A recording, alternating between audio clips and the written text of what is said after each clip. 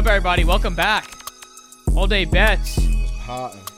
It's college football playoff weekend in the new format of the 12-team playoff. Alex Jacobs, Manny, Ruffin. Let's cash some bets this weekend. Clemson in Texas is going to be a doozy. The winner of that will play the Sun Devils.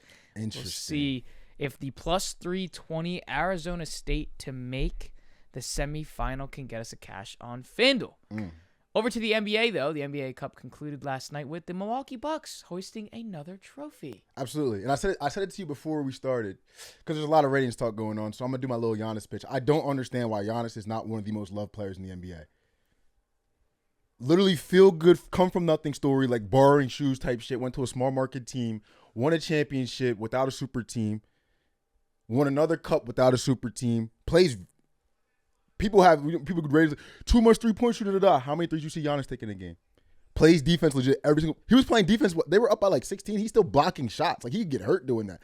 It's very confusing to me. And that's just my first part of the ratings part. But like how people like Giannis, even Joker, Luka, is it because they're not American we're not getting pushed? But some of these guys just like basketball's an international sport. My second point though, my boy Jason McIntyre, co-host of Colin Coward, actually does a pretty fucking good job. I thought he was corny at first, but he's growing me over time. He said he made a great point. I sent you the clip where he was saying some of like the biggest NBA shows do a legit horrible job of like growing the sport. They literally bash the players in the sport. And if you pay attention to any other big show, Pat McAfee show, I have my gripes with how they handle the AR situation, but they usually do a very good job of promoting who's doing a good job in their sport.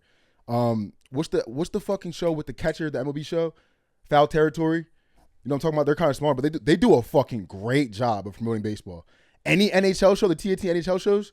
PK Subban, our bull Paul Biz, who was out there broad and used or in Scottsdale. Whenever I see them on TNT, when I see them in the playoffs, Gretzky included too, even because you would think Gretzky's like an old bitter fuck. They to me do a great job of like as a casual NHL watcher, do a great job telling me who's gonna play well, who's here, who's that. Bro, when you watch the Inside NBA, they literally just bash the players. Bro, in the semifinals game, Jason McIntyre brought a great point because I was watching that shit too. The Rockets are playing some of the best basketball in the NBA this year. Some of the best defense, period. And if people want to talk about the three-point shot, there's also another team that doesn't rely on the three-point shot at all. He sat there on Inside NBA and said this team doesn't know how to play basketball. Mind you, their coach, Ime Udoka, when he took over the Celtics, they were playing some of the best basketball we've ever fucking seen. And it's very translatable to what the Rockets are doing. I think there's so many reasons to why the ratings are down. And I could go down the whole rabbit hole. It's just not worth it. I can go to I think Adam Silver's a horrible fucking GM. I think we took David Stern for granted. Like, David Stern, to get sidetracked, but David Stern went from Magic, Larry, Jordan, Kobe AI, Bron, and carried that perfectly. Adam Silver got gifted to transition from Kobe, Bron, KD, Tim Duncan and them to Kawhi and them to, you could say, I mean, you could add Steph in that list too, but then he had like the transition of Giannis, Luka, Jokic, AE, Devin Booker, KD. Joel Embiid. And those guys legit don't get pushed anywhere near as well I said like the last couple guys have. I think Adam Silver doesn't do a good job. I mean, look at the All-Star game this year. It's like 4 teams, 6 players and shit like that. Like that's also hurting the game too. But I think the influencers within the NBA, the former players and shit, do a horrible job of promoting how good some of these players are. And bro, we're all very much influenced by the media, bro. Especially if you're a casual fan. If you play basketball, whatever, you coach basketball, like you listen to Shaq and Chuck and you'll be like, you'll disagree and whatever and laugh. But I think about myself when I watch a sport like hockey. What Wayne says on that fucking thing, what PK says on that fucking, like, has a lot of real estate in my mind when I go watch that game because I don't know that much about hockey. So how do you expect to grow the game when fucking Chuck's up there telling people Joel Embiid's a horrible basketball player? You know what I'm saying? How are we supposed to grow the game when the new team, the Rockets, fucking a fun-ass team to watch? If you want to talk about like a bunch of underdog guys, underrated guys, Jalen Green was number 2 pick, playing the shadow to fucking Cade Cunningham. He's playing a great role now, coming to his own. There's so much to love about that team, and then they just get bashed on the national stage. People will call OKC boring. You know what I'm saying? Like, what are we actually doing if we want to grow the game? That's just I'm gonna just leave it there because I could go on for hours because I love basketball. But I think the NBA has been in a great spot. I think it's an international sport, and I think people are just searching for the American star when the best stars in the sport are international. You know what I'm saying? And it's we're doing a very horrible fucking job, bro. I think basketball's in a great spot with the stars. Even the rivalries, bro. How much has the Knicks Atlanta Hawks rivalry got pushed? Yeah, that is like probably the best rivalry we have right now. Heat Celtics was a great one. And also the NBA Cup fueled that even more because they were playing for something. It wasn't just a regular season game. They were making commercials of Trey in 2022 cooking this team Mm-hmm. with not even the same starting lineup. But Nah, that's besides the point. 100%. They wouldn't have made commercials like that if it was Absolutely not an NBA Cup game where winner goes to Vegas. And I'm pretty sure they play 4 times a year, right, by default. That might be their only game that's on Natty TV. And, like, you should just play your rivals national TV, bro. Like, I don't know. There's just a lot of problems with the fucking NBA ratings and shit. But I think they could I think the fucking people in the seats, the talking heads, can handle it so much better. And they just decide to hate. That's, I mean. I think you shout out to, like, how and what Vegas has done. And this, just we can talk about, like, the past week. Mm-hmm. They had the NBA Cup championship last night. The showdown between PGA Tour versus Live Tour. Did you watch that? I did. Was It was I actually was rooting for the Live guys. Uh-huh. I think a lot of people were. And I was not because I'm a PGA Tour hater. I think a lot of people like Brooks and Bryce right now. Yeah, I just think I wanted to see them win because even though they got swept and Scotty's wedge game and iron game was awesome, I just think that if the Live guys won, it just creates a more like sicker narrative I agree. Well, what the hell is the PGA They don't play real golf over there. Wrong? Yeah. You know what I'm saying? 100%. What are they doing wrong over here? And then also the $10 million in crypto that Rory and Scotty got to split. Shit. Is the biggest purse this season between both tours, Live and PGA. So that was big too. That's going on in Vegas. You also had the Raiders on Monday Night Football.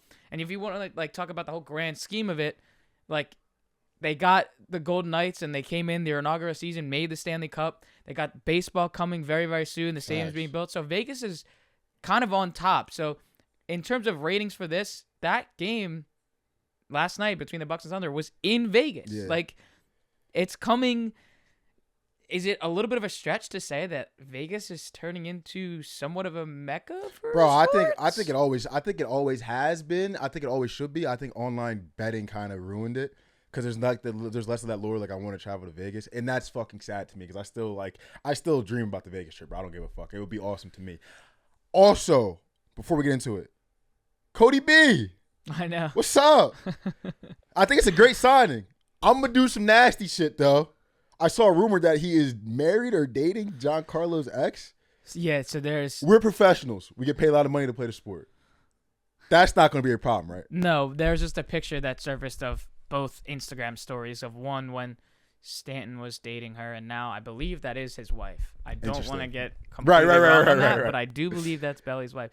Yankees did come out and say that he will be playing center field. That'll push Judge back to right. Nice. I think this was a fleecing. I'm not gonna lie because he's Cubs underrated. Give them, how is he underrated right now?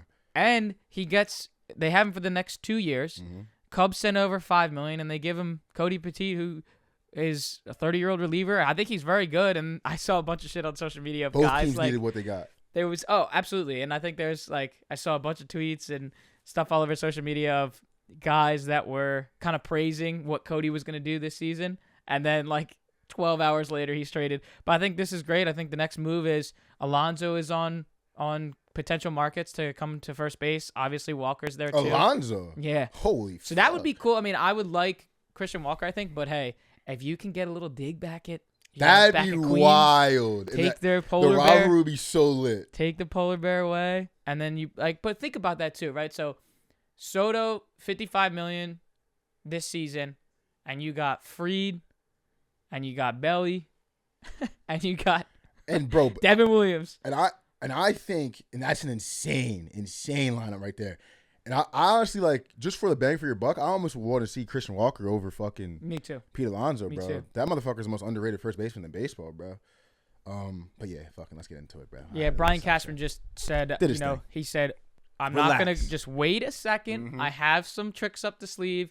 And he did just that. So things are on the horizon. Devin Williams is insane. I hope that these moves don't alter my expectations, which I fear that they are doing that. Let them get you excited. Yes, let them get you excited. But you know what I'm saying? Keeping that same mindset of I'm going out to the ballpark and having a good time. Get me onto StubHub, SeatGeek. If one of those wants to get a ad sponsor, we can start talking about tickets sales there. Where I can start Game promoting. time. Fuck with us. Game time. Y'all fuck with a lot. Y'all fuck with a lot of shows. I know the numbers is different, but y'all fuck with a lot of shows that can't fuck with us, bro. So just keep your eye out, bro. Yeah, because in terms of getting to opening day, that's kind of the segue I was getting into about buying tickets. So Facts. Game time, SeatGeek. Fuck with us, man. One of those. All right, so college football, we noticed last week that Bill Belichick heads to the University of North Carolina, and FanDuel has very quickly put some odds into the future side of things on the college football tab, where it is North Carolina futures, and they have their regular season win total at 7.5, with the over being plus 114 and the under at 7.5 at minus 146. Okay, so I have their matchups in 2025. So do you want to kind of just go through it? We have no idea. No idea. I will assume, though, that a lot of people are going to stay because of Bill's there, not going to transfer. And I also will assume that some people probably will come. Might not be the best of the best, but. And or flip. Absolutely. 100%. So, week 1, TCU at home. TCU ain't been the same since Max Duggan left. True. How's my guy doing, by the way? I know. I saw you know what I'm saying? I saw like a picture of past Heisman finalists. Yeah. And he was there, and I'm like, oh, I immediately had Where to the like. fuck is he, I'm bro? like trying to look up, like, where is he? I remember he was the backup for the Chargers. That's And then right. they released him, I think. I don't Damn. think he's on a team right now. Damn, Max. We fuck with you, though. Yeah, bro. 100%. Then we go at Charlotte. I'll go 2-0. Okay, I think I'm with you there. Because first game at home, Bill Belichick hype versus TCU, they're kind of downtrending. And then at Charlotte versus Richmond. Give me it. I like that. At UCF, I must say they probably take a tough one. Yeah. UCF's been building a pretty good program over the past couple years. So we're at 3-1 there? Yeah. At California. That's another tough one. I'd probably give an L. But L? I might think give they're him good. W there, but that's a tough one. L is probably the sharp call. At NC State. I'd probably give Yeah. That's a tough one. At NC State's kind of kicker for me. Versus Dabo and Clemson and the boys. That's Sorry. at the crib. Sorry. Yeah, I think sorry as well. Versus Duke, I like that. I mean, We can sneak that. remember in his press conference, they said young Bill, when I was, some of my first words were beat Duke. Oh, fuck yeah. That's what he said in his press fuck yeah. conference. So we'll give him that one. Stanford at the crib. I like that. I'll take it. Fine. Virginia at the crib. That could get tough. I was going to say, But I would lean L there. Okay, I'll rock with you. At Syracuse, I think that's an L. A new coach. I think Kyle McCord comes back. He's still balling. That team's low-key underrated. Then at Wake Forest, I think W. So consensus, we had TCU W, Charlotte W, Richmond W, UCF L, Cal L, NC State L, Clemson L. So that's fucking damn. That's I think we have 3 wins on there. 1, 2, 3, 4 wins in a row. So right now we're 3-4. So you need 4 more. We got the Dabo loss. We're 3-5. Duke W 4-5. Stanford W 5-5. Virginia W 6-5. And it comes down to the Syracuse and Wake Forest matchups. Listen, bro, I'm not gonna bet this. I'm definitely not gonna bet this at all. First year head coach, I think it's a little scary, wary. But Are you a little surprised that he decided to go to college and not take a potential NFL job with a lot of struggling teams that may be ditching their coaches? It's weird because I was kind of surprised, but then when you think about it, not really, because Bill Belichick wants to play the GM role and the head coach role.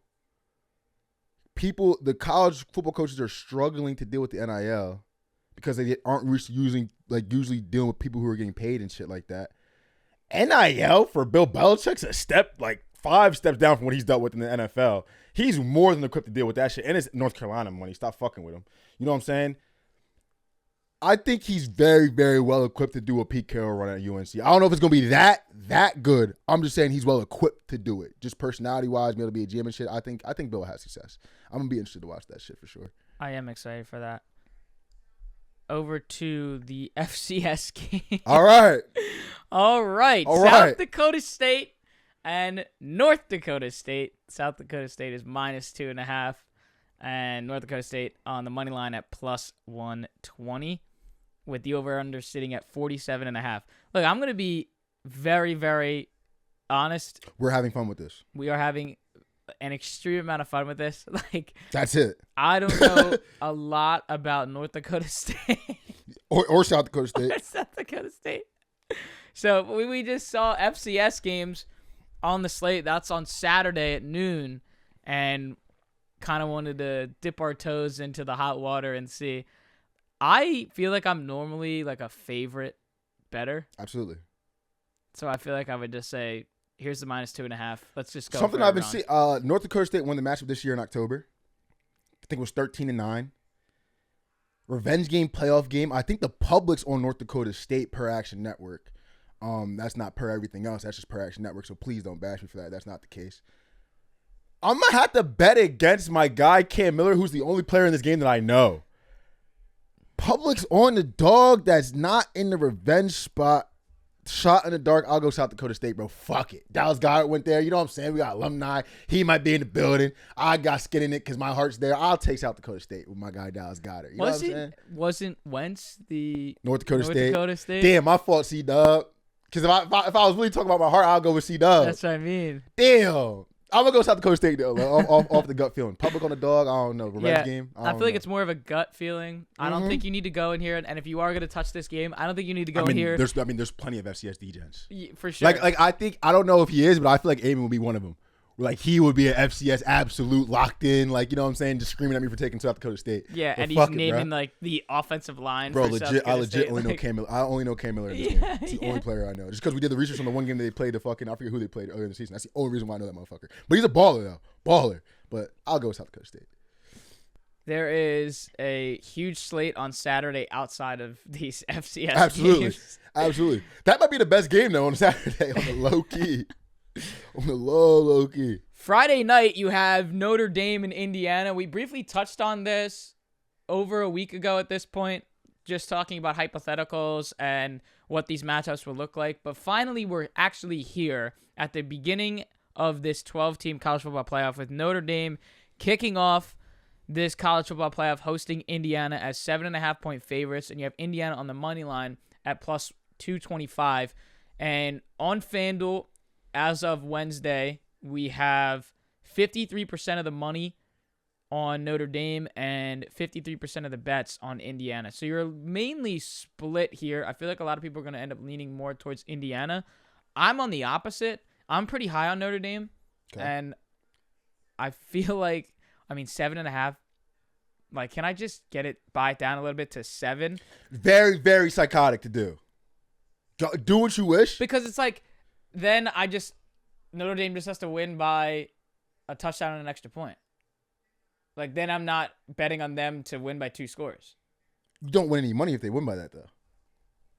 Yeah, because I'm almost even money at -105 for 7.5. Yes, bro. And I have it. And listen, there's a lot of people who are like the pro bettors that think you bet like they or with I bet Buying numbers, down. bet numbers and shit. My theory, I think you bet teams more than you bet numbers. Prime example last week with the Eagles. Eagles versus Steelers. Just because you know the Steelers play well in the division, but just thought Eagles are just better than this matchup. Washington took Steelers to the brink as well. This number is 5.5. It's a scary number to take versus Tomlin. But if you bet the team should get it done. You know what I'm saying? In this instance, let me get the nuggets first. Because I found a nugget that if you were betting on fucking Notre Dame, this was going to give you a lot of fucking. Marcus Freeman, with more than a week to prep, is 7-0 against the spread with an average margin of 17 points. And it kind of sounds like how Ryan didn't have a week to prep for Indiana, but big time coach, big time school, time to prep for the hype Cinderella team. Notre Dame at home. Notre Dame at the cribbo. You know what I'm saying? Another nugget. ND ranks great versus the pass in a lot of categories. I'm pretty sure pass rating, yards allowed, touchdowns, shit like that. They're like the top 5. But the last game of the season, USC was able to throw for 360 yards. If you look at Notre Dame's schedule, it's going to take me a second, bear with me. But how many real quarterbacks have you seen in there that you're really scared of that you would quickly say are better than Cam Rourke? You know what I'm saying? I'm gonna go over the list. They've played USC. They threw for 360. I still take Cam Rourke. Army, let's be real. Virginia, let's be real. Florida State, I was without DJU, let's be real. Navy, let's be real. Haynes King, I don't think he played. Let me see if he played that game. He didn't. Zach Pyron played that game. So Haynes King didn't even play the Georgia Tech matchup. Stanford, they played. Louisville, they played. Now, Louisville's quarterback's decent. He threw for 264 and 3 touchdowns. Purdue, they played. Northern Illinois, they lost to. And they beat Connor Wegman, who got benched in like week 2, week 3. So they haven't been tested by that many good quarterbacks. And it's just like a gut feeling. Because everything that I'm looking at, look at Notre Dame's D-line. At least 3 NFL players in that D-line. I would say at least 2 NFL players in that secondary solidified. Probably the whole secondary, but at least solidified. And if you look at the matchup when Indiana played Ohio State, they could not deal with Ohio State in the trenches. Like, couldn't get Cam work any time, couldn't establish any type of run game. And one of the best things Indiana does is red zone offense. I think they're ranked top 10 in red zone offense. They got into the red zone versus Ohio State and just stalled the fuck out. I'm going to go with my gut and say the Signet train learned from that, and 7.5 might be too much. Notre Dame won by 14 that USC matchup, but I don't know if you're watching that game. It was due to a late pick 6, and USC was down by 7 and driving at that point. Could have been made the game really interesting. I think the game might set up similar to that, and I don't know. Gut feeling, I'm just go with the Signet train, bro. I think I think Notre Dame probably is the right logical side, but something in my gut's telling me I got to go with the Signet, bro. And I'm gonna take. I took the 7.5 a couple days ago. I'm still ride with it. I'm not gonna buy out. I'm gonna just lock the fuck in with it, bro. Scary money don't make no money. You know what I'm saying? Indiana 9-2 against the spread in their last 11. Based on those nuggets there of Marcus Freeman 7-0 after the week to prep. Those little things, margin, yeah, bro. That's very crucial for a 7. And like he's an underrated coach in my opinion. For a 2-score spread, that's a very crucial stat, and I think that helps me with my decision to just click Notre Dame minus 7.5. It was one of those things where I was like that with Ohio State against Indiana, just clicking Ohio State on the spread, whatever it was, and they blew that spread out of the water. Playing teams that play numbers. That's a prime example. You know what I'm saying? Because that number was like Indiana. Absolutely. I'm. That's one pick I ain't gonna be mad at you for. You got it. I just had to be on the other side. Game time weather. That can't be right. What's that? 7 p.m. I mean, South Bend, bro. You know how 20 degrees. Yeah, bro. 20 degrees. Yeah, bro. I mean, whoa, go back down to go scroll to the Ozarks. All these experts are on Notre Dame. Shit, you know what that means for me? Shit, I happily fit on you motherfuckers. I don't give a fuck. Yeah, this is oddshark.com. A lot of analysts here, expert picks. Please run it. Notre Dame spread. Another one fading Indiana here. That's Jacob Wayne under 20.5 points for Indiana. That might be sharp, Jake. That might be sharp. You know what I'm saying? Because they can still cover that. That might be sharp, Jake. That's what he says. Under first-year head coach Signetti, Indiana had an excellent offense led by the transfer Rourke. However, the Hoosiers averaged wait. 2.6 What yards is per what play. is this logic? Both teams are 11-1, so why is Notre Dame minus 7 home field and more talent? You just said why. No? That's exactly why they're minus 7 home field and more talent. Yeah, I'm fading these motherfuckers, bro. I can't do it. I'm going for the Irish. It's just it's like it almost feels like one of those why I've said a couple of these this season, like Purdue, like so just system play. Just Notre Dame right here. I fought with it. I really got behind them, especially for that Army game, because there was some experts saying that Army was going to cover that spread. That game was at Yankee Stadium, and Notre Dame just murdered. Wow. Murdered. Yeah. And everyone was like, let's start a home game. It doesn't matter. Start a home game. I think Army's too one-dimensional to fuck with Notre Dame. Notre Dame's very complete, bro. Army did just lose to Navy. So T's and P's, my bad, guys. Okay, so now we head to Saturday's slate. There's 3 games on the slate, the 12 o'clock, the 4 o'clock, and the 8 o'clock. The 12 o'clock, big noon kickoff, SMU at Happy Valley versus Penn State. It's an 8.5-point spread, favored towards the Nittany Lions, and SMU on the money lines plus 250. Looking at some betting stats here on FanDuel, 60% of the money on Penn State, 50% of the bets are on the spread, and that is a split right down the middle. So, what are you doing here? I feel like people are talking a little bit too high on SMU. Okay. Happy Valley in a home playoff game. Okay. 100,000 people. We're talking about McAfee was talking about this today, that the cheapest ticket for these games this weekend, it's $59 to get in the door to Happy Valley. Wow. WAD, bro. Like, that's crazy. WAD, bro. But they were trying to create the narrative that it's because not many people want to go to this game and those prices should be raised higher because it's Penn State. You know, Happy Valley, 100,000 people can fit in this inside the stadium. Bro, we from PA, bro. We can freeze a little bit to cheer for our team, man. It's going to be cold up there. We know how to deal with this in the middle of nowhere. We know how. Just drink a little bit. You know what I'm saying? Yeah, get a little fireball in there, warm up the body, maybe some Irish whiskey. My type of, your type of, yeah. You know? But I think Penn State here, minus 8.5. Really? I'm taking it. Alex. You're the Penn State fan here. I love Penn State. Love them. Rooting for them my whole life. First calendar I ever got was a Penn State calendar. First jersey I ever got was Evan Worcester jersey. Shout out Evan Worcester if you know who the fuck that is. I love Penn State, dude. How the fuck can you ever trust James Franklin? You're right. In a spot versus I do agree that people might be higher on SMU than we think, but a good team in a big spot. We know that's a classic James Franklin letdown spot, and I also have some nuggets for this. Penn State is 0-3 against the spread versus teams ranked in the top 25 during the game. Penn State is 3-0 against the spread at home, 6-5 against the spread as a fake, but that 3-4 against the spread at home kind of scares me a little bit. SMU is 3-2 against the spread away and 2-0 against the spread as a dog, and they won their only comparable spread this year was +7 versus Louisville, and they won that outright. Last thing on SMU losses versus formidable opponents. They lost in a game-winning field goal to BYU when BYU was rolling. This is earlier in the season. They lost to a game-winning field goal to Clemson when Clemson was rolling late in the season. So even if you want to say that they might be overhyped, when they play a formidable opponent, they happily play up to the competition and they lose very, very close. I think, first of all, the back door is, if we know the SMU offense, how they want to air raid the ball out, the back door is open than a motherfucker. The way this team wants to air the ball out. But I think this game's going to be close, bro. I think James Franklin finds a way to make this game close. I got Penn State by like 4-6 in a dicey game.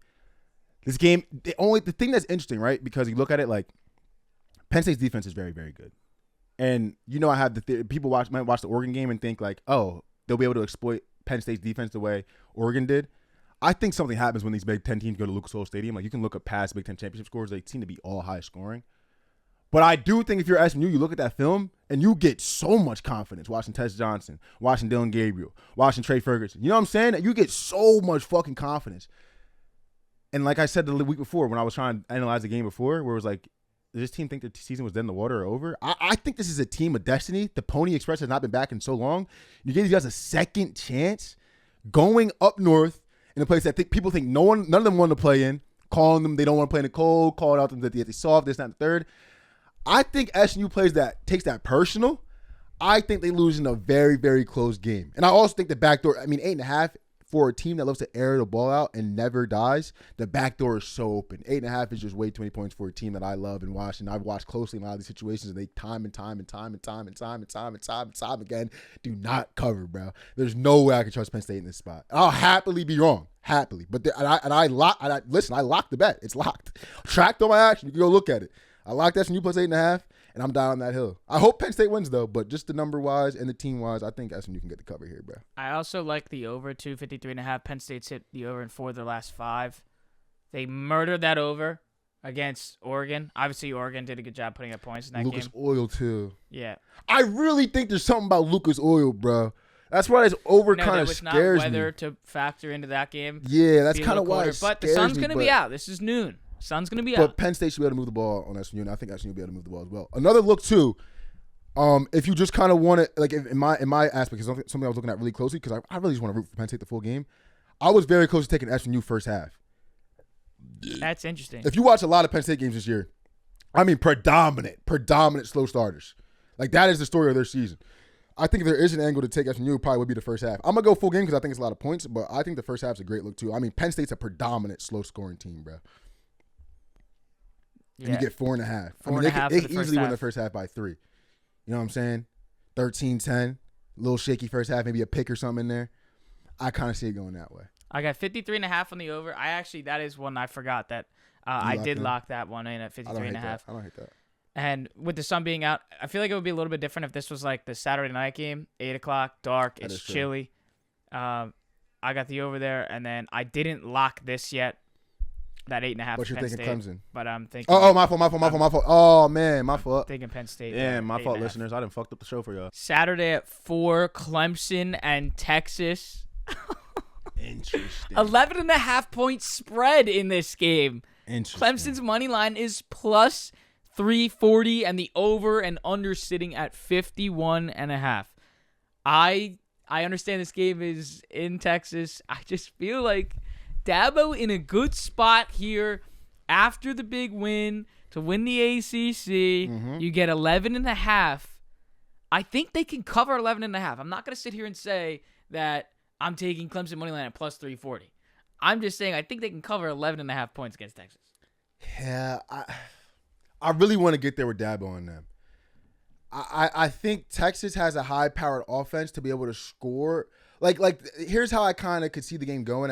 I'm not betting Texas, just to give you all this clearance, but this is how I could see the game going. I could see Texas being up 6-7 to 4, like between that 4-6-7 range for the majority of the game. And then a late touchdown, explosive play. They have two very, very good wide receivers that can get a lot of explosives, kind of break the game open. They go up by 13-12, and then they end up finding a cover. That's kind of how I feel like I see this game going in my gut. The bet that I took, though, I'm gonna be honest, I took the under 51.5. I think it's an outstanding look. I think it's the best total. I think it's the best total on this board. Clemson hasn't looked good versus the SEC this year. Clemson's played 2 SEC games. They combined for 20 points. I think, yeah, they had 17 versus South Carolina, and they had 3 versus Georgia. Both teams unders this year are 8-4-1. Texas unders are 4-1-1 when they're double-digit favorites. Now, if you look back at the double-digit favorite games that Texas had, that's like the Florida game, like the Arkansas game, like the Vandy game, that are all just eerily fucking close for no reason. You know what I'm saying? Or was it? I mean, let me make sure I have that shit fucking correct. But a lot of these double-digit spread games that I did not think you were going under here. Yeah, that Vandy game was close. The Arkansas game was hella close. The Texas A&M game was close. I just think for some reason, and they look good. They look good versus other double-digit spread teams. Like they blew. I had Florida in there. They blew Florida the fuck out. But like, for some reason, when I watch Texas in these double-digit spread spots, they seem to have like a start slow, nowhere better, kind of stagnant to them. You know what I'm saying?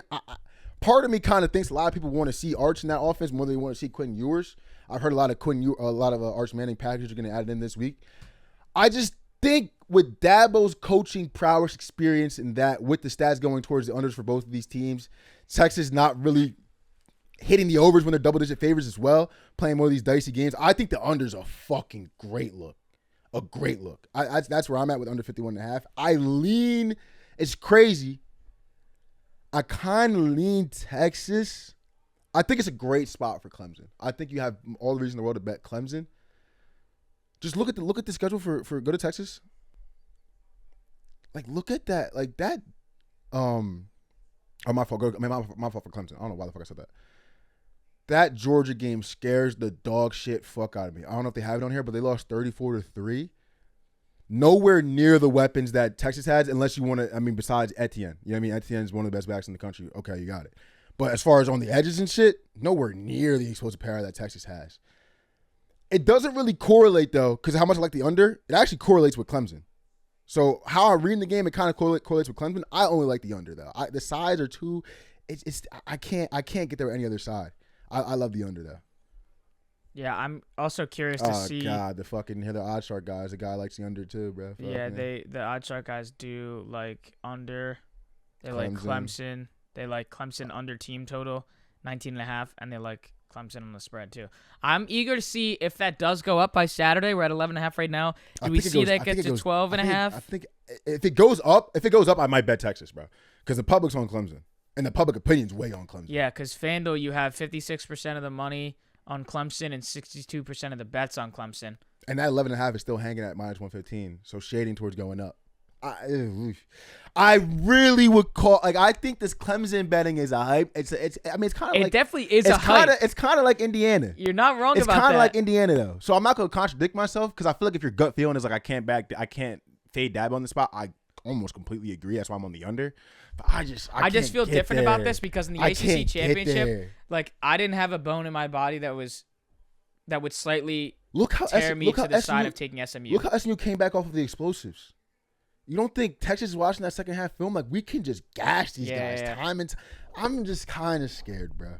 But I think, like I said, my final thought, the under 100% correlates with Clemson, and the under looks fucking great. You know what I'm saying? So, hey, I'm not mad at no Clemson backers here. Winner goes to take on Arizona State. Interesting. Very interesting. We get to the night game, last game of the slate for the college football playoff on Saturday at 8 o'clock. Ohio State hosting Tennessee. The winner will take on Oregon. Me wanting to root for the rematch of Oregon-Ohio State, I want to just go for Ohio State on that point. I don't necessarily know if that's the right answer. There's a lot of people's scripts have Ohio State winning this game and Ohio State upsetting Oregon in the rematch. That's kind of what I think would happen. Mm-hmm. and I think I just want to root to see that. I don't know if they're going to cover that 7.5. I feel like, and I don't do this a lot. I mean, I shouldn't say that. I rarely ever do this. Picking the team that I want to win, picking the other team to cover the spread. So like the Knicks and Hawks in the NBA Cup. I was rooting for the Knicks to win that game. Did I think they were going to cover 8 points? No, but I still took the 8 points because it was better. Like, it's something in the same kind of point of this. I'm rooting for Ohio State so they can just go and Ryan Day can get this rematch. But I do think Tennessee can cover plus 7.5. Right. That's where I am there. That's I believe that's the lowest total of the weekend. So what do you going moneyline parlay it? Like, what are you talking to me? Like Notre Dame, Ohio State, Penn State, Ohio State. I would probably do Notre Dame and Ohio State. And you get, but I hate that. It's -118. And I'm going to be honest. I think those are the two livest dogs on the card that could win a game, Indiana and Tennessee. Yeah. That's why that value is not really worth it. -118 for those? Yeah, it's kind of disgusting. Yeah. It's kind of disgusting. Definitely not doing that. But look at that. This is our lowest total in this match in this weekend as well. 45.5. Yeah. Compared to 51.5, 53.5, and 51.5. So here's my thought process on this game. You have an elite defense that isn't getting talked about enough in Tennessee. An elite running back in Dylan Sampson, who a lot of people think is better than Etienne. Who a lot of people think is the best running back in the SEC. This is your chance to get Tennessee guys back on your side. Oh, bro, I listen, bro. They know I call it objectively. I'm a Tennessee hater, but I can tell you what y'all got going on for y'all. I watched the game. Don't get it twisted. Elite defense, best running back in the SEC. And then when you look at similar matchups for Ohio State, good defense, good running game. Passing game's we have a good quarterback, but passing game's kind of like an ancillary part of what we do. Nebraska, they won 21-17. Close game. You should beat Nebraska by more than that.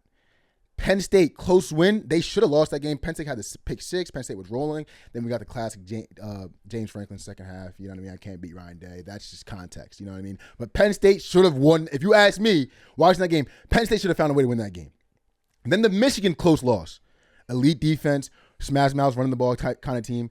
I don't think this is a great matchup for Ohio State. I don't think this is a great matchup for Will Howard going against his defense. How much does Ryan Day trust Will Howard to air the ball out versus his team? You know what I'm saying? I think Tennessee's very disrespected, by me included. Like, I think they hear that and know that and are very aware. A lot of my gripes with them come from people being able to figure out Josh Heupel's offense, though. Because you heard me talk about this earlier in the year. They want to run the ball. They want to smash mouth the ball to you. Open up the play action game. Let Nico air it out. Give him some space. The thing about this team, right? Remember the Georgia game? They lost the first half by 3. The running game looked decent. The passing game wasn't really there yet, but the defense was holding up. I think you could see a similar script, and I'm kind of on the same side of it where I was with SMU. I think the first half might be the best side to take. Ohio State kind of is another team where they can get caught out starting slow. Remember the Indiana game? I don't think Ohio State scored in the first quarter. I think all their points in the Indiana game came from second quarter on. They scored 38 of them motherfuckers. But I'm just saying, you can't do that with Tennessee. You start still with a defense that elite, you know what I'm saying? I don't think that's a recipe for success. You want to make Tennessee have to air the ball out. Remember when the Georgia game was lost? Once it was 13-10 going to half, Georgia came out and scored. Then we had to start airing the ball out. And I like Nico, but their offense isn't built for that. Their offense is built to smash the ball, play action over the top. I think Tennessee actually matches up perfect with Ohio State. And listen, Tennessee fans, I know y'all got, my main gripe with y'all is that y'all win this game, y'all gonna play Oregon. And Oregon don't deserve to play y'all if y'all win this game. That's my main gripe with y'all. I think the bet here is Tennessee on the spread, and I think the bet here is a little sprinkle on Tennessee on the money line. I think that's how can you trust these guys? And you know me, I love a spot where, when a coach is coaching for his job, there's no one that loves that spot more than me. Plus 220 on the money line for Tennessee. I've never been more afraid of a coach coaching for his job, because if he really wanted to secure, it's not up to him. I'm just saying. If he really wanted to secure his job, you beat Michigan handily, like you should. You feel me? I think you could beat Michigan, beat Penn State, maybe lose to Tennessee in a close game, and you might. I don't think you should, but you might still have a job. You lose that Michigan game, you lose this game, or this game is too close, and you go to Oregon and get blown the fuck out. I think this is a guy coaching for his job that he's not going to save it. And I'm not, and remember my catching the falling knife theory. This is a falling knife that I don't think you want to catch. And Tennessee Vols, if y'all will allow me to come back on board, I actually do think you guys have a very, very high chance of winning this game, and I think you guys absolutely cover. So go Vols, motherfuckers. Yeah, I'm on plus 7.5, and I do think something that I was looking at was team totals. Wasn't going to be taking the Ohio State total at 27.5, but it's 13.5 first half total points for Ohio State at minus 122. I was looking at that too. Over. But then I just feel like it'll be like a 10-7. I think this is going to be a half. really cagey game, man. The over-under is scaring me. Because I mean, 45.5? I think it's going to be a real cagey game. This total being low is telling you everything you need to know. And, like, it's funny because I think this total with the spread is telling us it's a Tennessee game script. Low scoring, smash mouth, elite defenses. Now, let's not discredit the Ohio State front seven. That front seven is vicious. They're going to get to Nico as well. I think it's going to be a cagey matchup. The under's too low for me to take it, but I heavily lean Tennessee, and I don't think it's going to be 7.5. I just also feel like there's a lot of Ohio State fans out there that are like, Ryan Day, can you hear me? This This is your last chance. And we want to. Last chance. A lot of them don't like what's going on with it. There's a super church down the street from Ohio State that's getting a lot of them boys' minds on Christianity. I think it's getting their minds off of football. Now, I have my own. I think football is a very spiritual game when you live in that locker room. I can understand how this could happen. But I understand the grace with the fans. Well, a lot of people are waiting for this motherfucking thing to end. Completely. Eradicate the motherfucker. There's felonies fully. for planting flags now. I mean, there's a lot of noise around Ohio State that's outside the actual football game products on the field. And a lot of noise is kind of centered around the thesis that this team has gotten soft. And I don't want to necessarily rush to disagree with them because I think I'd be wrong to do that. I'll just bet on Tennessee. You know what I'm saying? Simply put. Yep, I'll take the 7.5. Okay, we have a big NFL slate. Hopefully, you guys can get some cashes on Saturday's slate. The first 12-team college football playoff. 2.5. We're hammering the Broncos. As we head to Thursday night football between the Chargers hosting the Denver Broncos and Bo Nix, who are plus 124 on the money line. That spread is 2.5 favored to the Chargers. You got the over-under there at 42.5. Can I say this money discrepancy? This line's getting, I think the FanDuel has 61% of the money on Denver and 58% of the bets on Denver Broncos as well. What's this thing? What's this game telling you? This game's telling me that I am taking Bo Nix. Really? Plus 2.5. I also, like, at that point, give me the money line. At that point. I emphatically disagree. Brother, 4 straight wins for the Denver Broncos, right? And look at their and you know what's funny? You know what's so funny? Because I had to take my goggles off because I had the Bo Nix Offense Rookie of the Year in my parlay. Jay Nails deserved to jump up that much. That motherfucker had 3 picks, look bad. And they still won a blowout game. But he did not look his best, right? I think there are 4 wins in a row. Chargers lost 2 in a row. The Broncos leapfrogged the Chargers in the division. Now, they're not going to win the division, but this is more wildcard implications. Like, the Chargers are getting leapfrogged. Herbie's limited in practice. I think he's going to play. Definitely. I think spot-wise, Chargers off 2 losses in a bad one. They had a bad one. I think it was it the Bucs. They lost 40-17 or something like that. When professional teams, especially NFL teams, get beat the fuck down that bad, they usually want to bounce back next week in a big way. And we know hardball, bruh. Let's not play with him. He gets blown out like that. I know he wants to come back next week in a big way. Broncos versus high-quality QBs this year was a nugget I had. Lost to the Chiefs. Lost to the Ravens. Lost to the Chargers. Beat the Jets by 1. Beat the Bucs, which is a good win. Great win. And lost to Russell Wilson. I think they kind of struggle with the quality quarterbacks. And then the last 4 weeks, earlier in the season, the Denver Broncos defense rated very, very, very high. Last couple weeks, it's been kind of faltering a little bit. Anthony Richardson helped them with the last week. Their defense looked pretty good. I just think in this spot, with public backing the Broncos, noise coming on the Chargers, they lost 2 straight. Broncos tend to struggle versus quality quarterbacks. I'm going to go with the Chargers here. I think the Chargers are also much better at home than they are away. I have to go with the Chargers here. I also think, too, which if you want to take the Broncos, this is just me talking ball, but there's been a lot of noise about Justin Herbert this week. Ryan Fitzpatrick had a very, very, very fucking lazy take about that man. I didn't enjoy that, but we had Kurt Warner obviously go to the film and tell us what the fuck was going on. There's a lot of things going on outside of this team that is not Justin Herbert. There's one big point that I want to make, though, because no one's talking about this, bro. You know how much I like fucking talking about coordinators and shit. Did we not see Greg Roman legit get ran out of town in Baltimore? Like, they did not want him there anymore at all. Hated him. Hated him, right? That's Justin Herbert's offensive fucking coordinator. There's no correlation there, guys. We just put it all on Justin Herbert. Mind you, and Justin Herbert has lost Mike Williams. He's lost Keenan Allen. He's lost the best all-purpose back when he was with the Chargers and Austin Eckler. And he acquired Greg Roman. His interior line is the worst in the NFL. And he's acquired Greg Roman. His only weapon, for real, I like QJ. Quentin Johnson, I love QJ. But his only real weapon for real is Lad McConkey. There you go. You know what I'm saying? We got to have an honest conversation about the guy. I think there's a lot of lazy taste going on about Justin Herbert. We all know how I feel about Herbert. I think Herbert's in that. He's in that 6, 7, 8, 9. He's not, you know who the top 4 is. He ain't in the top 4. And then right after the top 4, I think I kind of put Stafford there as the guy that's outside the top 4 but looking in. And then I think after that it's Herbert. But I think he hears that as much as everyone else hears it. And off a big loss, his coach is hardball. Leapfrog by the Broncos in the fucking division. Publix on the Broncos. Primetime game at the crib. It's Chargers for me or nothing, bro. I think it's setting up for a big Chargers spot to come back in a big way. This is another game at home after the loss to Baker Mayfield's Bucs. Come on. 40-17, 2 in a row. And then the game they lost before that was the game when the backup kicker hit the one off the fucking upright. Let's be real with you. Let's just be real. I think they bounce back in a big way. In a big way. I'm on the Broncos. I'll take the money line just because I'm okay with that 2.5. Ooh, just giving that. And you get plus money at plus 124 for Bo Nix and the Broncos. That's probably all I'll go. I'm not going to mess around with player props. The only guys that I would look for are both of those receivers in Denver, Jerry Jeudy, and the guy these past 7 weeks, Cortland Sutton. Yeah, watch out for Vele too, bro. He's been snapping as well. I'll take the 2.5 I mean, what's the point in taking both? Just give me the money line, plus 124.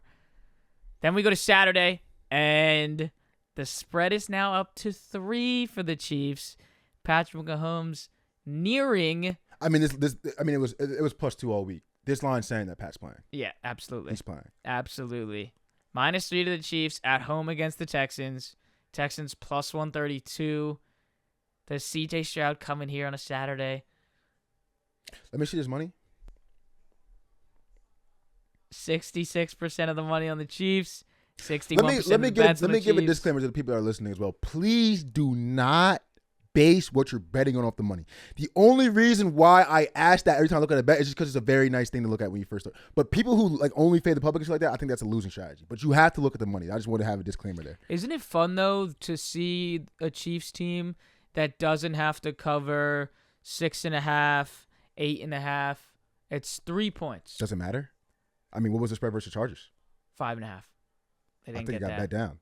There was no way that was 5.5 at game time, bro. I'll go to Ash right now. I'm pretty sure that shit got bet down. It might have been to 4.5. It didn't matter. There's no way it's at 4. Yeah, like I don't think the spread really. This team is one of the worst ATS teams in the league, bro. That's what I mean. I have my I don't really get what's the like. Are you taking the Chiefs? What is it to love about the Chiefs in this spot? They've looked extremely vulnerable. Pat this guy's ankle fucking right, demolished. But I would also say what's to love about the Texans right now? Hold on. Pat this guy's ankle demolished. They're on a short week. They're playing in 6 days. They're on a short week at the crib. Let me give you a little nugget about the Texans because you said what's there love about the Texans? People have a very, very skewed perspective on the Texans. I think when you have bad losses, people forget how you played against people who are very good. Texans versus the top teams in the league. Beat the Bills in the game-winning field goal.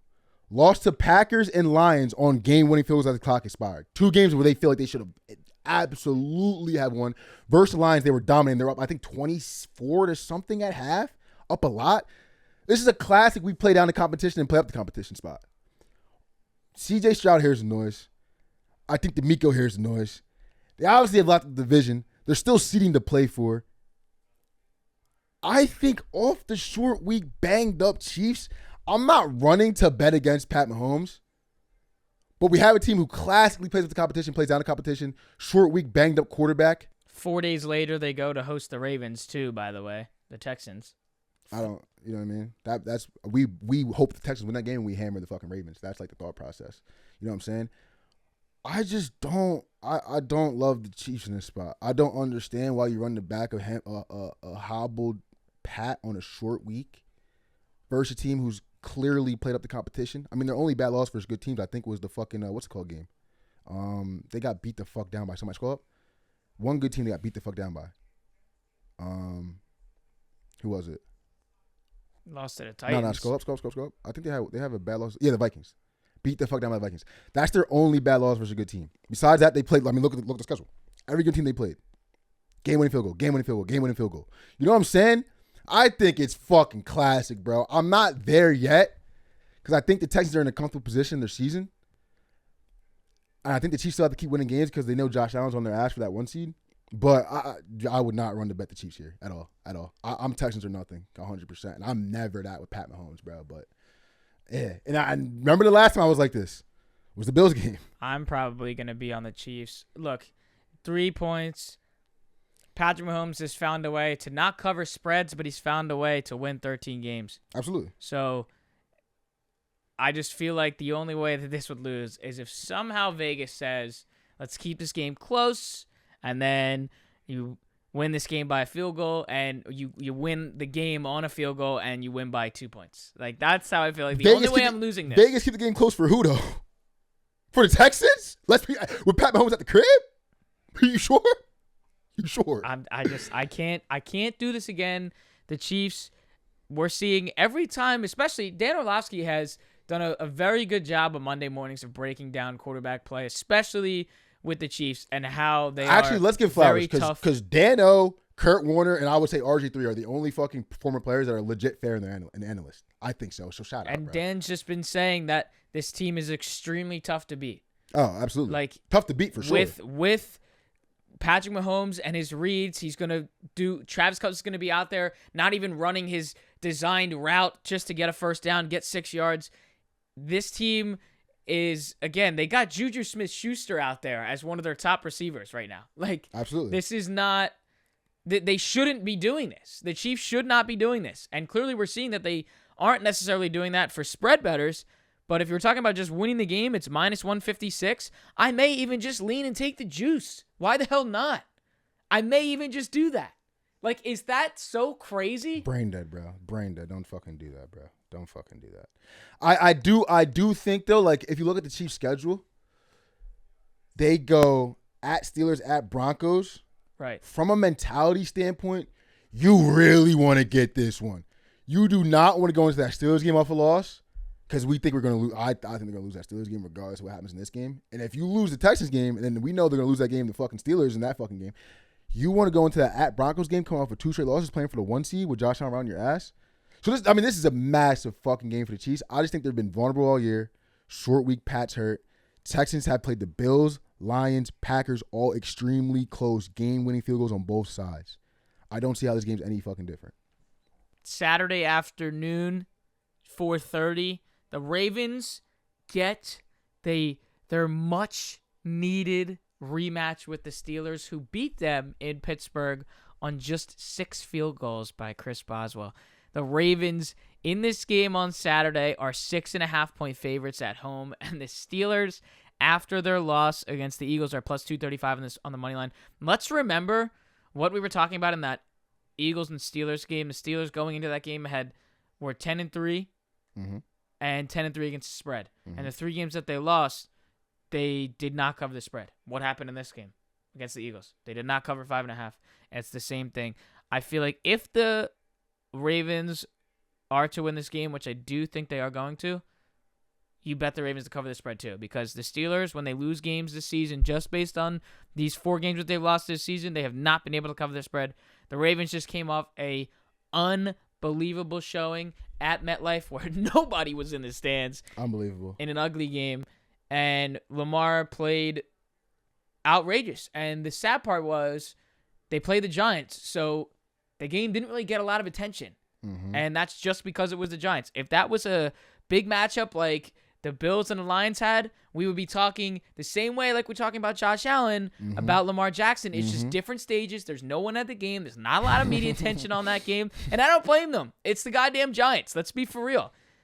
This game, however, Saturday, 4:30, in Baltimore at the Bank, Give me the Ravens -6.5.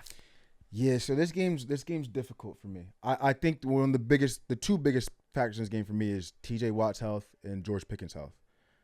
We see, first of all, if T.J. Watt's not playing, you gotta take the Ravens, bro. Because that the whole part of, I mean, I'm not gonna say it's just T.J. Watt, but being able to contain Lamar Jackson, how they have for the past 4 games, I'm pretty sure they won 4 straight in this matchup and covered 5 straight. A lot of that is T.J. Watt being able to cause fucking hell for Lamar Jackson along with Hayward in the fucking middle. If he's not playing, and then no one talked about this either. How bad did that offense look last week without George Pickens? So if you're down George Pickens and down T.J. Watt, The defensive player of the year. and then let's just say if they do play, you have a hobbled T.J. Watt and a hobbled George Pickens versus a team you've beat 4 times in a row. You're going there. You're a game up on them in the division. This could tie the season series. This game is a Super Bowl for the Ravens. I think, let me see, Lamar's 0-5 against the spread versus Pittsburgh. The line has never been this high since 2012. Wow. Okay. So the books know what they're kind of doing here. And I think a lot of people are kind of lazily, because you know me, I'm an auto Mike Tomlin better if I see 20 points. I think people are lazily seeing the number, seeing the matchup, seeing the history, and going, oh, I have to take Tomlin here. For some reason, something tells me there's a statement win coming for the Ravens. I'm not locked in yet. It is, what's today, Wednesday? It's Wednesday. So if you're getting this clip on a Thursday or Friday, just bear with me. If T.J. Watt and George Pickens, if one of those two don't play, I'm 1,000% on the Ravens. If they both play, I'm probably 70% there because they're both hobbled. I heavily lean the Ravens. Me too. I don't think this is a Steelers spot. 6.5 is a lot of points. But when I see the highest spread they have since 2012, you've lost 4 times in a row to your division rival and you're at the crib and they're kind of vulnerable. They got players hurt. I don't think I can back the Steelers. I would argue that the Steelers were in a better spot last week at the link against the Eagles 100%. Than they are right now 100%. Against their division rival. They see twice a year. The one thing that is going for them, though, which is an insane stat I had, Pittsburgh is 50-34-1 against the spread off a loss since 2010. And that's actually pretty crazy. That's time. That's second best in the league. The best was the Legion of Boom, Pete Carroll, Seattle Seahawks. That was running until 2024. Wow, okay. Yeah. So off a loss, you don't necessarily want to bet against the Steelers, but I mean, they have lost 39 times or 34 times. That spread stat was very interesting. Highest since 2012, 6.5. Yep. That's Joe Flacco, Jacoby Jones. Yes. Ray Lewis, Terrell Suggs, Haloti Ngata. I still think it's Ravens. Yeah, I'm heavily leaning Ravens. I don't see this game any other way. And that puts them in almost prime spot here for that division. Makes it very, very interesting. Very interesting with the Steelers having to host Kansas City. Yeah. Okay, so heading to the Sunday slate, 1:00. Eagles is 3.5-point favorites heading to Washington. The second matchup, the first one was when the Eagles covered that spread late with the late Saquon Barkley touchdown on Thursday Night Football in Philadelphia. The Commanders and Jane Daniels are plus 152 on the money line. This is weird for me because, and I'm an Eagles hater, but like, I'm hating because I'm a Giants fan. It's more of the facts are the facts. I am so weirded out at the fact that the Eagles are minus 3.5. Like, they're only 3.5-point favorites. I feel like this should be 5.5, 6.5, have them win by a touchdown. I think the Eagles are going to roll.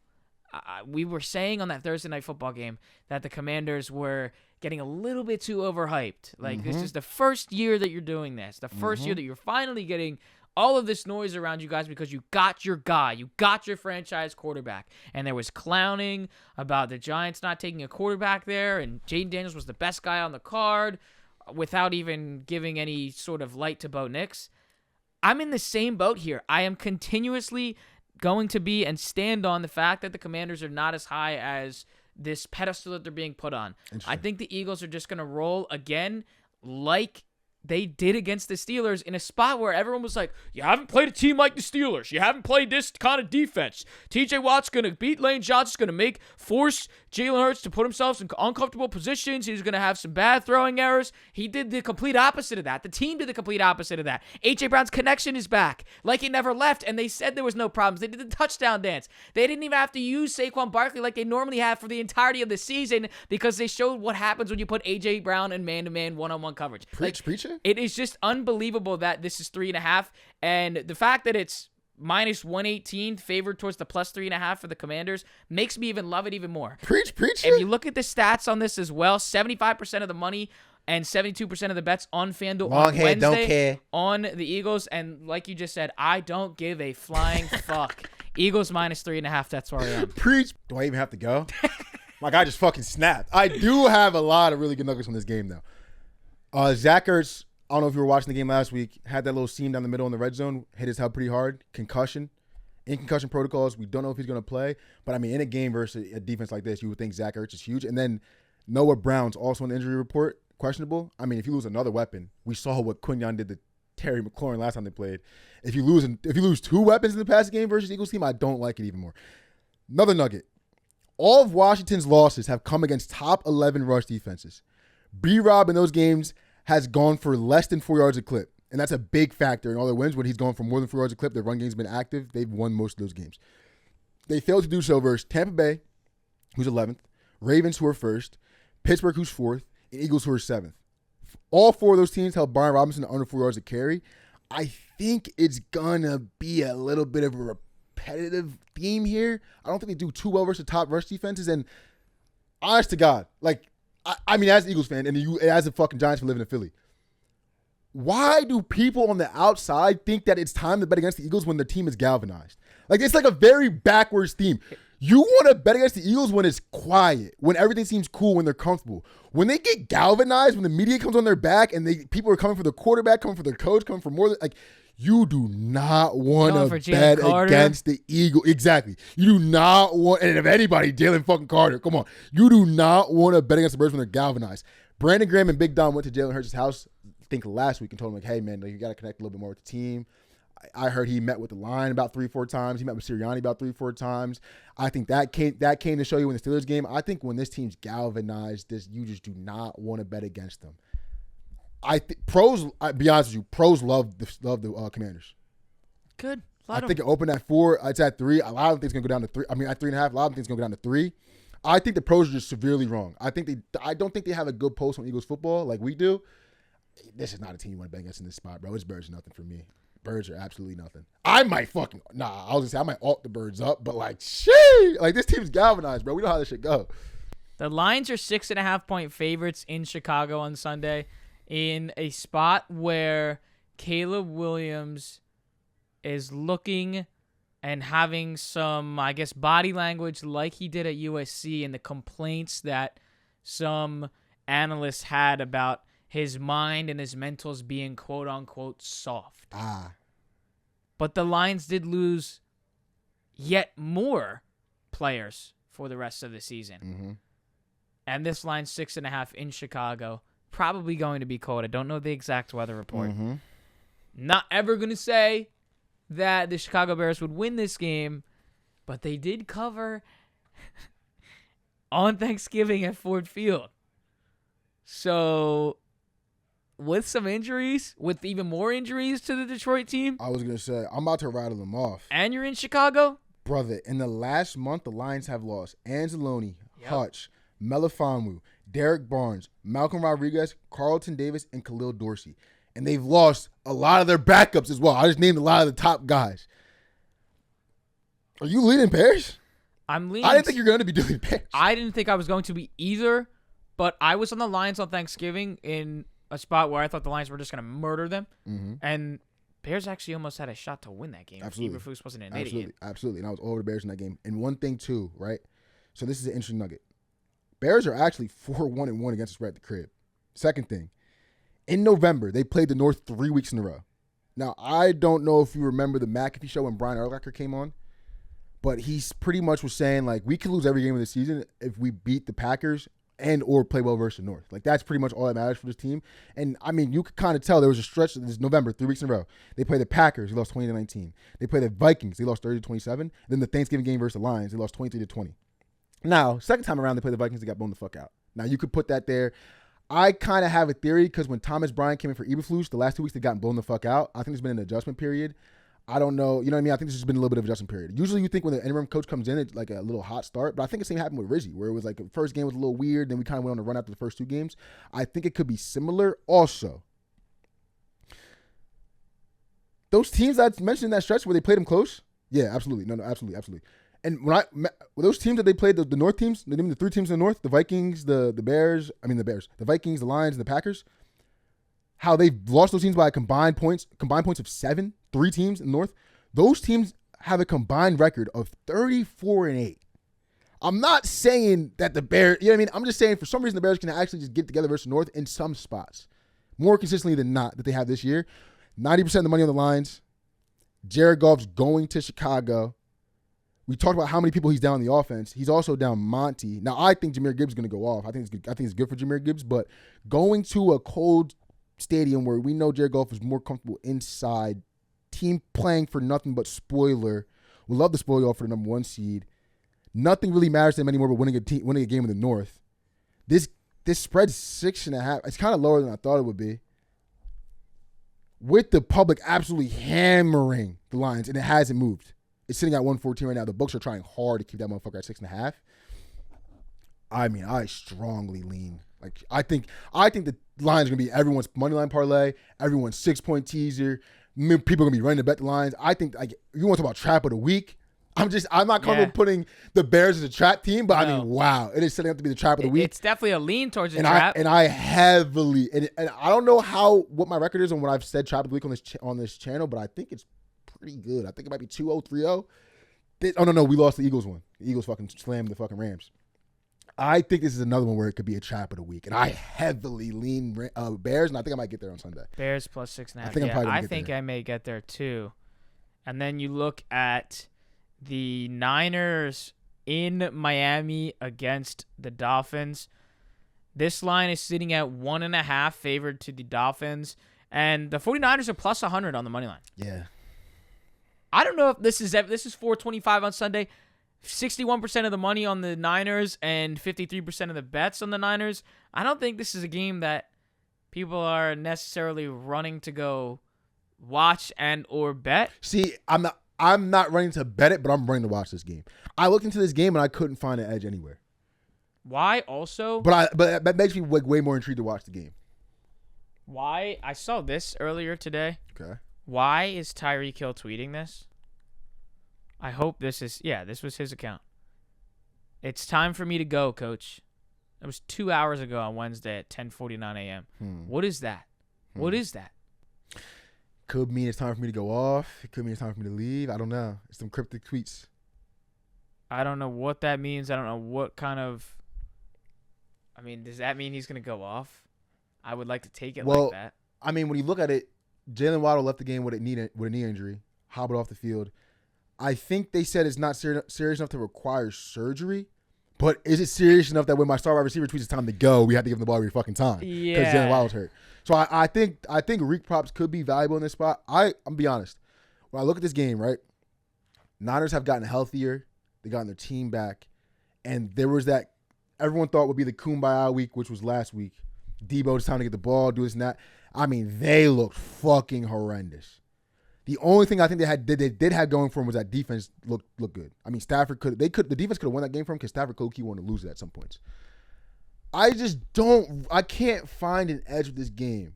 And I don't like Mike McDaniels at all, bro. I don't like backing him this year. I think he's a fraudulent coach. I'm happy to be proven wrong. This is a game where I could find zero edge. I couldn't. I tried hard. I looked in this game for a while. Yeah, right now I don't have in my choice. notes. Like I have a lot of notes about a lot of these games. In my notes, this game was stuck on the one I don't couldn't know. find one edge. I can't get with I can't either pick side. a side in this game. And if I were to give out a lean, I would lean San Fran. But it's my falling knife theory. This is a falling knife, and this is 2 falling knives. But I lean San Fran, but I stay away.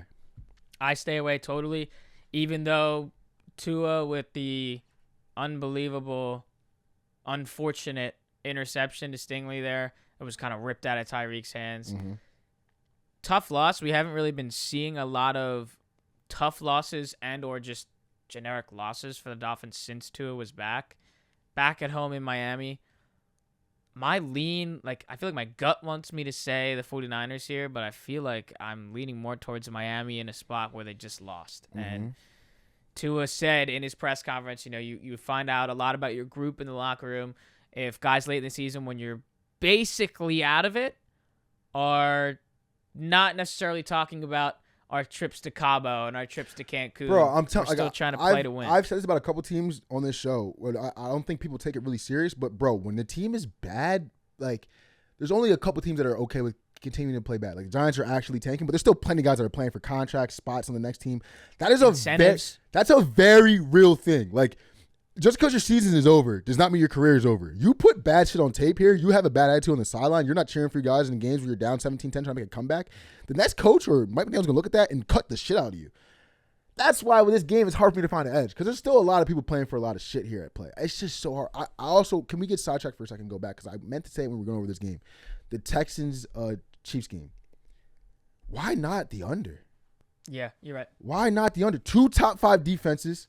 Texans defense looked great last week. Generational under when the Chiefs played Chargers. I want to go back to some of the Chiefs kind of matches, but 2 top 5 defenses in a situation where quarterback's banged up on a short week. CJ Stroud's going through his quote-unquote sophomore slump. Right. No Stephon Diggs, obviously. And then on top of that, I think Mechie's questionable for this game. Could be a generational under. That's a look. Look at that. Black Friday, 1917 win against the Raiders. Then Sunday Night Football at home again, 1917. And then in Cleveland, 21-7. I think, and if they have not touched 40 points. And if you look at the trend too with the defense, since Josh Allen hung his nuts on that team, and then Bryce Young did it next, I think they took that really personal in the film room. The next 3 weeks, 17, 7 points. 2 top 5 defenses. I actually kind of like the under there. That's a good call. That's a good call. It's very low, but I kind of like it. Over to the Vikings and the Seahawks. The Vikings headed to the 12 here in a spot where Aaron Rodgers was saying that he saw the Sunday night game and Jordan Love got a bunch of the Packers fans there. Go Pack, go chance in one of the harder, and if not hardest stadiums to play in the Seattle Seahawks. 3.5-point favorites are the Vikings at plus 100 and the Seahawks at plus 142 on the money line. I do just need to say this right now for the Vikings. There's a lot of people that are extremely high on the Vikings based on their record and how some things have unfolded in recent weeks with Sam Darnold after he kind of took a little bit of a fall off after the hot start to the season. Nobody thought Sam Darnold was going to be in this spot. Going back to the conversations about comeback player of the year, does this not kind of in terms of NFC, does this not remind you a little bit of 2017? It does. With the Eagles and the Vikings? It does. Think about it. I think that the Eagles would mop the floor with Sam Darnold on the Vikings. And let's remember what happened in 2017. Just put away the fact that was 7 years ago and the teams are way different. Can we put that away? I mean, obviously this team's way better now with the roster talking about the Eagles, but put all that away. And the Vikings are better for sure. But let's put that all aside for a second. Everybody in that NFC matchup was like, oh, wait till the Eagles play the Vikings. That shit was so funny to me. Wait till they see that team. I actually was one of those. That shit was I was one of those guys. I was one of those guys that said that. Shit was comedy. Me being an Eagles hater, I was one of those guys. And they, meaning the Vikings, walk in to the link and get stomped on 35-7. I don't see how that would be any different. We are not talking about, this is still Sam Darnold. Yeah. This is nobody crazy. With Jalen Hurts, Saquon Barkley, A.J. Brown, Devontae Smith, Dallas Goedert, you got one of the best lines in football on both sides of the ball, by the way. 2 amazing corners that you drafted. I am, I guess, continuing my hate because I did say that the Vikings were a fraudulent 3-0 team weeks and weeks and weeks ago. I still think they're a fraudulent team. And when they play some really good teams and whenever, hopefully they get that matchup, I think the Eagles will just stomp on them. So let's just take a chill pill and take our foot off the gas, please, on the Minnesota Vikings. And with that all being said, I will take the Seattle Seahawks plus 3.5. So, this game was very, very hard for me. Injury report was weird. Kenneth Walker questionable. Geno Smith will play. He took that fucking nasty. Yeah. I mean, I think Kenneth Walker is going to play. I think he's going to play too. I'm saying he's questionable on the injury report. There's an alternate universe where Geno Smith's other leg is in the air and his career is fucking over on that hit. Thank God it's not. I love Geno Smith. Right tackle, I believe Olu. I'm not going to try to pronounce the last name. He's questionable as well, and Trey Brown's questionable. So we're pretty banged up across the board. Pretty important players for the Seahawks. If you look at the situation, Seahawks had a similar situation, similar line when they played Green Bay last week, prime time. A lot of people were like, all right, Green Bay's coming to the 12. You know what I mean? This line's 3.5. It's a little inflated. It's a good number we get with Seahawks. The Seahawks just look significantly like a worse team than the Packers. You feel me? And then when you think about the Vikings, as much as I want to call the motherfuckers fraudulent right with you, bro, similar situation, they went to Green Bay in a situation where you think, weather or home field might have fucked them up. They won that game at Green Bay 31-29 and looked very, very, very impressive. And I think they look pretty impressive for pretty good comp this year. They've had their letdown weeks, but they look pretty impressive for pretty good comp. I think it's a spot where I also think a lot of pros are fucking taking the Seahawks. They see the number, they see the situation. There's a lot of money here on Minnesota off a loss. You know what I'm saying? Needing a bounce back win, especially in this race for the NFC West that the Seahawks are in. A lot of pros are taking this 3.5. I think it's gonna go down to 3. As it's saying it will. I think the public is right. I think the public is actually right. I think the Vikings are just a better team. I think it's set up to much like the Packers game where the Vikings are just a better team, and we could see the Seahawks season end here. I think a lot of people are going to be betting this, fade the public, Seahawks save their season. You know what I'm saying? 3.5 is a big number. I don't think people are accounting for the fact that Seahawks are just not that good. Yeah. You know what I'm saying? And I'm never the Mr. Public backer. But in this situation, I think I am. I'm not there I'm not at the window with the Vikings yet, but I'm extremely, extremely fucking close. And if I see 3, I think I got to take it because I can still get a push. Right. And then you get to the Sunday night game, the Tampa Bay Buccaneers. Interesting, brother. At Jerry's World as 3.5 point favorites. Interesting. And the Cowboys sit at plus 166 on the money line.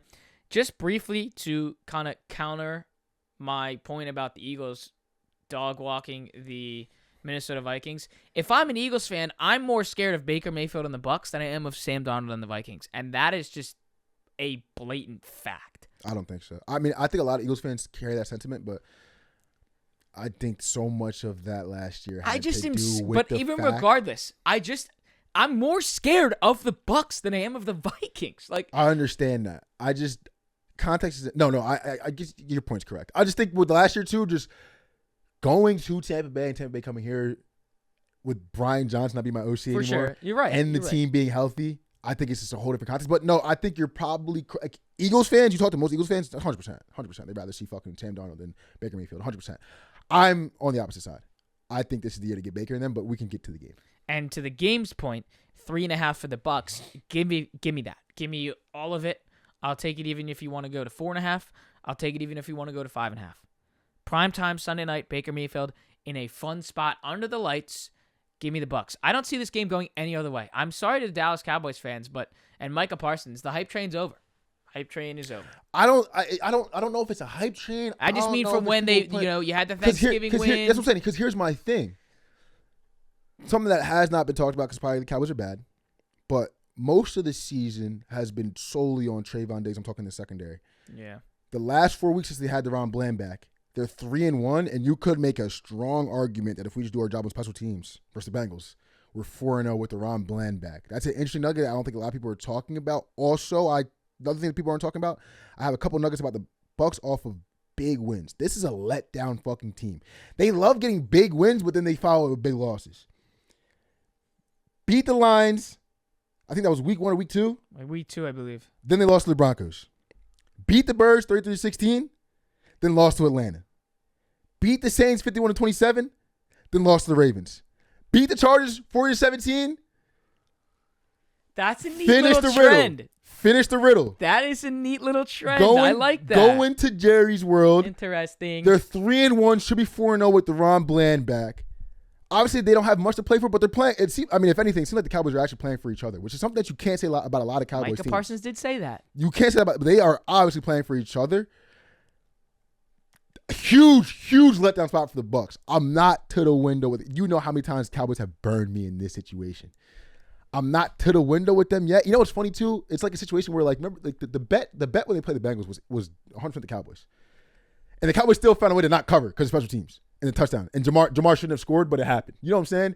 It could happen the same way with the Bucs, but I honestly think with the spot, the situation, how they look with Deron Bland back, I think it's his Cowboys spot. I'm not there yet, but I would throw caution to the wind. I mean, this team is notorious for letting you down. And the market does it every time. They get a big win, the market goes and bets the Bucs, they lose. It's setting up to happen again. I can't back the Bucs. I can't get to the window yet with the Cowboys, but I would try to talk everyone off the Bucs. But you mean, good luck, have fun. Mike Evans needs 251 yards to keep the streak alive. I think that matters. 1,000 receiving yards. He had 2 touchdowns last week. Huge Clearly performance. matters. This matters. I think Baker understands it as well. And we all know Mike wants to get that and keep that streak alive. So I'm going to be looking for Mike Evans props, maybe 6 or 7 catches, alternate to 100 yards. Like, that would be fun. I'm sure the line's going to be 68.5, kind of like that Amon-Ra St. Brown line, maybe up to 72.5, something like that. But under the lights, this is a chance to make a statement and show people, hey, that is available on FanDuel at plus 130 for him to get those 251 more receiving yards. Didn't you have him in your season-long parlay for 1,000 yards? I did. And we thought that shit was dead. I mean, I'm not the leg. I'm talking about the Mike Evans leg. Yeah. I thought that shit was dead in the water. Oh yeah. Imagine if everything else hit and you're just sweating this out with Mike Evans' last leg. It'd be so awesome. Because I feel like he's definitely gonna do it. Yeah. It's 250. He can do that. Then the last game on the slate here that we're touching on is this Monday Night Football game, and that is between the Packers at Lambeau as 14.5-point favorites against the Saints. Initial thoughts on this game when I immediately first looked at this was 14.5 is too much. Mm-hmm. And the Saints proved that last week against the Commanders. And this is no sort of dig towards the Packers, but a 3-score spread, essentially. There's not much else to say on that. I feel like the best bet here is Saints plus 14.5. I feel like that's going to go down. You're looking at the stats here. 89% of the money on Green Bay and 73% of the bets on Green Bay. I mean, this is just a heavily favored Green Bay game at minus 1,100 on the money line. So something I'm looking at here, I mean, this is clearly going to be a game that's cold as fuck, no? Yeah. In Green Bay Monday night. Yeah. This total's pretty low, but last 4 unders have hit for New Orleans. 3 of the last 5 unders have hit for Green Bay. And then in this matchup, the last 4 or 5 unders have hit. Dude, 42.5 under. I like it. Green Bay is unders are 4-2-1 at the crib. New Orleans is straight split over dead even on over unders. Green Bay shades toward the under. I think for some reason, like you said, it could be 20 points. And Monday night, cold game, both teams shade to the under, prime time. My initial lean on this game is the under. we obviously record on Monday, so I'll be able to have a stronger lean that time. But my initial lean right now is the under, and I think you get obviously it's minus 115 right now. 42.5 is a pretty key number. It is. Because 7 times 6, correct me if I'm wrong, that is 42. 6 touchdowns, that's a very key number to get. You don't want to drop below 42.5. I would say I think I'm going to take it now. If anything, it would have to be like 4-2. 28-14. Yeah. You know what I mean? Because I don't see the Saints scoring a lot in that weather. But I also don't think like the Packers can win by margin. And I don't think they need to run away with this game either. Interesting thought. The only thing I have with spreads like this is just teams that can get stops. Like the Ravens can get stops. They covered. Packers can get stops. Yeah, I don't have too much of an opinion on the side yet. Let me just wait. I heavily lean the under. And that game, I heavily lean the under. Which is crazy because I've been trying to get on this over train. I see a lot of nice unders. I'm not a big fan of over-unders in NFL. I've said that multiple What's wrong? Wait, times. what's wrong with the Bucs Cowboys over? 48.5. What's wrong with that? Let me look into that real quick before we get out of here. Because actually, what's wrong with that? Primetime over? We could all root for a primetime over. You know what I'm saying? Yeah, because I don't think we're going to get the primetime over in the Monday night game. You know what I'm saying? This one's in a dome. 4 of the last 5 matchups have gone under. But this year, both these teams are 9-5 to the over. Dallas is 5-2 to the over at home. I was going to say that's the home one that matters. The Bucs are 5-2 to the over away, and the Dallas is 7-4 to the over when they're an underdog. Low key, I kind of like that over. I like that too. We know the Bucs can put up points too. Yeah, hell yeah, indoors too. Yeah, Mike Evans chasing the fucking. You know what I'm saying? Another Mike Evans 2-touchdown game on the horizon. I kind of might talk myself. I think I talked myself into the Bucs over and to the Chiefs Texans under. And I think, again, we're going to end up We'll touching on that game Monday, but I'm close to that one, too. You helped me talk myself into the under in the Monday night game well between the Packers. No cap. All right, that's all we got. Good luck. We got a lot done today. Good luck on the 12-team college football playoff kickoff this weekend. We got 4 matchups. Enjoy the weekend there. Hopefully hit some bets. And remember, there is also Saturday football in the NFL. At 1 o'clock, you have the Texans and the Chiefs. Saturday's and then fire. You have the Ravens and the Steelers at 4:30. It is a little bit tough, right? Because you have the college football playoff, and then you have these games going on Saturday, but rightfully so, they had to do it. This is not to fuck with the college football playoff at all. The Chiefs are playing in 4 days after that, so if you play them on Sunday, then they get 3 days rest. You got to just try to give them any extra day possible. It's not to take away.